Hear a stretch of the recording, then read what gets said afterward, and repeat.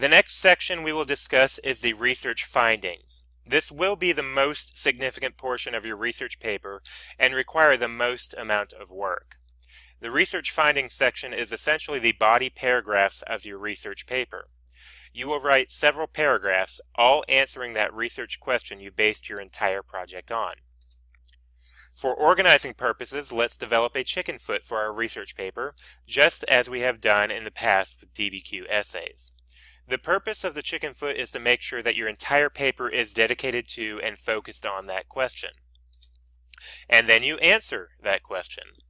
If your topic has an appropriate level of depth, you should have easily been able to come up with 3 to 4 different answers that you could use as main topics in your response.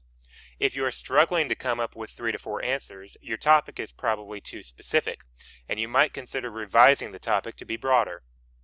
If you can come up with 6 or more answers, your topic is probably too broad, and you should consider revising the topic to be more specific. For this sample essay, I've chosen to look at the American culture during the Cold War era. I have come up with 4 answers, though I may later on choose to write only on 3 of them, should I find there isn't enough information for the spare. Each of my answers respond to the topic question, and they are answers that I can elaborate on for paragraphs easily.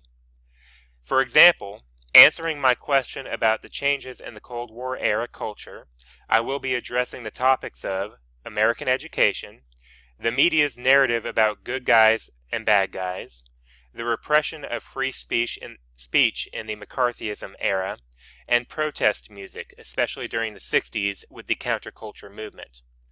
All of these answers will directly answer the question about how culture changed as a result of the Cold War. When you get into writing, having a plan for organizing is going to be important as well. Of course, our school recommends you use the RACES writing strategy. That's restate, answer, cite, explain, and summarize. Since this project is more substantial than a DBQ or a language arts class essay, you may find yourself writing an entire paragraph or more on the explain step alone. Or you may find the need to include additional background to fully prepare the reader to understand. So, while the RACES acronym is usually expected to produce a single 5-sentence paragraph, don't limit yourself to the detriment of good information.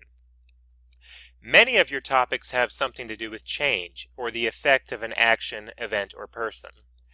If you are writing on a topic like this, writing chronologically following a before, during, after structure may be beneficial to your writing. This way, you will easily be able to demonstrate cause and effect without confusing the reader. The latter strategy can be seen here in my sample essay. Writing about the sample topic on the Cold War culture changes, I used the before, during, after structure. In the before section, I detailed some background general information about the main topic of the American education system. Then, in the during section, I explained the major change, which was the beginning of the space race. Finally, in the after section, I analyzed how the space race affected the American education system.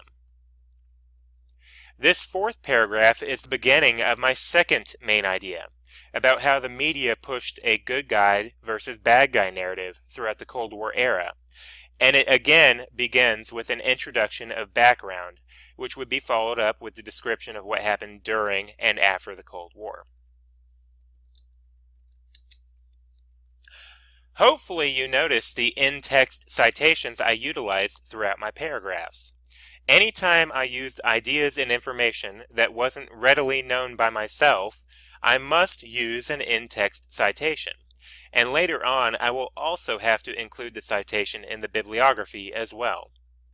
This applies to direct quotes, where I copied word for word the author's text, and also to paraphrasing, where I took information I learned from a text and restated the meaning for my purposes.